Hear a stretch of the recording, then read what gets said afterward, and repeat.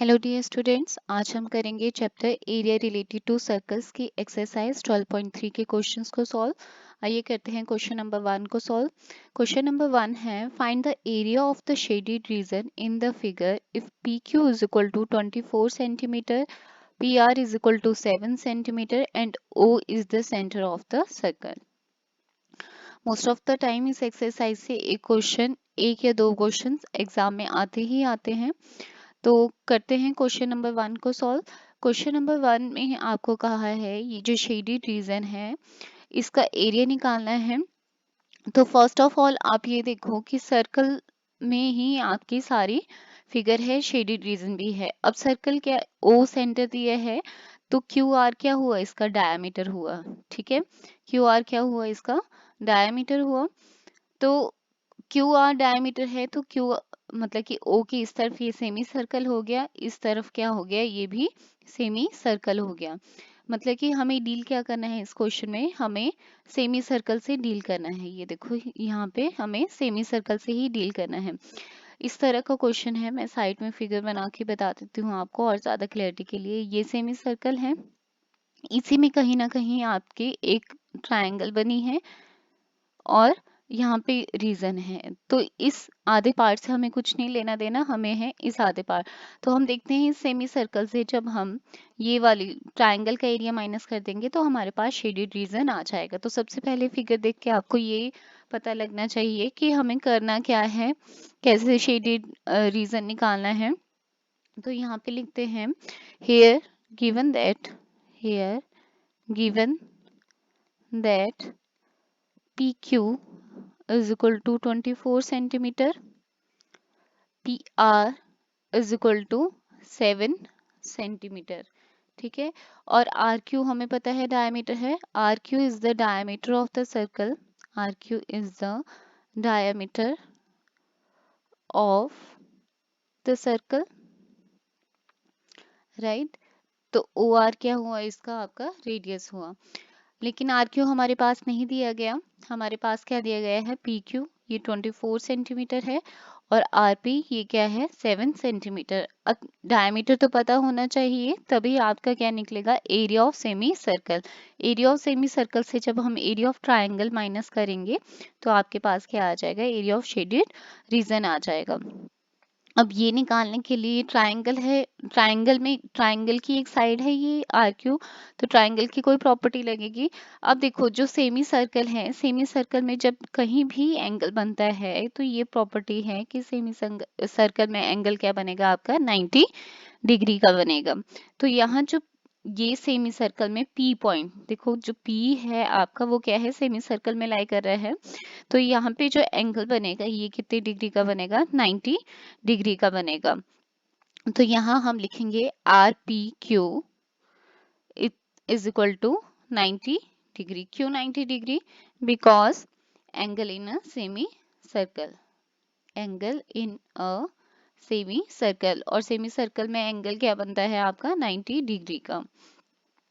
उसके बाद है इन ट्रायंगल, अब जब 90 डिग्री का हुआ तो ये राइट एंगल ट्रायंगल हुई। देखो राइट एंगल ट्रायंगल जब आपकी बनती है, ठीक है, तो यहाँ 90 डिग्री का कोण जब बना आपका 90 डिग्री का, तो वो किसके बीच में बनता है, बेस और परपेंडिकुलर के बीच में। जो थर्ड साइड होती है वो क्या होती है, हाइपोटेन्यूज। तो यहाँ बेस और परपेंडिकुलर ये हो गए, ये बेस ये परपेंडिकुलर, तो ये क्या हो गया आपका आर क्यू क्या हो गया, हाइपोटेन्यूज हो गया। In right angle triangle R P Q we have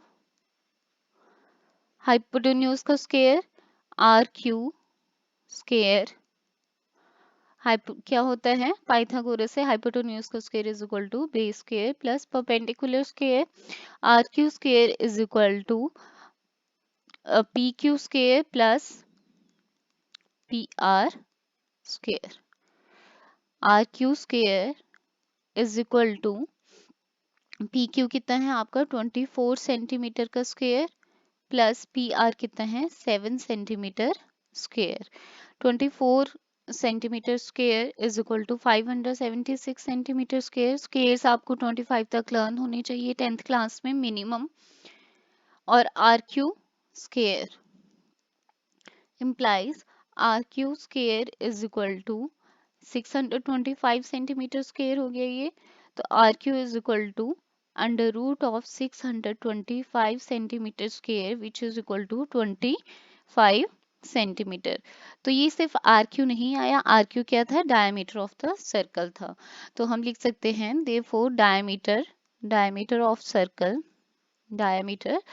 circle R Q is equal to 25 centimeter,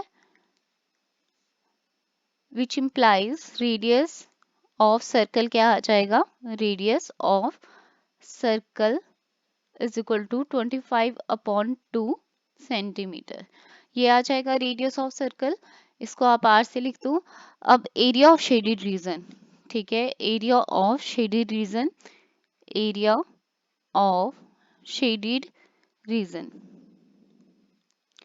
क्या होगा, एरिया ऑफ शेडेड रीजन आपने फिगर में नोट किया है। सारी जो आपकी फिगर है, जो एरिया ऑफ शेडेड रीजन है वो सेमी सर्कल में है। तो सेमी सर्कल के एरिया में से जब आप ये चीज माइनस कर दोगे एरिया ऑफ ट्रायंगल, तो आपका क्या आ जाएगा, एरिया ऑफ शेडेड रीजन। तो एरिया ऑफ, फिगर देख के ही आपको पता लग जाना चाहिए कि शेडेड रीजन कैसे निकलेगा। Area of semi circle minus area of right angle triangle. कौन सी राइट एंगल ट्रायंगल आपकी, पी क्यू आर या क्यू पी आर, ठीक है। अब एरिया ऑफ सेमी सर्कल क्या होता है, half pi r square minus area of right angle triangle क्या हो जाता है, half into base into height. 1/2 pi 22/7 into 25/2 minus 25/2, क्योंकि आर स्क्वायर था इसलिए 25/2 टू टाइम्स आएगा। 1/2 बेस कितना है, बेस आपका 7 ले लो, बेस आपका या तो पी आर ले लो या ये ले लो, कुछ भी ले लो। 7 इंटू 24 सेंटीमीटर इंटू 7 सेंटीमीटर। अब कैंसल आउट कर दो टर्म्स, यहाँ पे 11 आ गया आपके पास, यहाँ पे 12 आ गया। यहाँ थोड़ी सी कैलकुलेशन भी है तो आपको प्रैक्टिस होनी चाहिए। एग्जाम में जाने से पहले कैलकुलेशन पे फोकस करना है यहाँ पे, सो दैट आपको पेपर में कोई प्रॉब्लम ना हो। यहाँ पे 84 और टोटल मिला के हम क्या ले लेंगे, टोटल मिला के सेंटीमीटर स्क्वायर आ जाएगा यहाँ पे।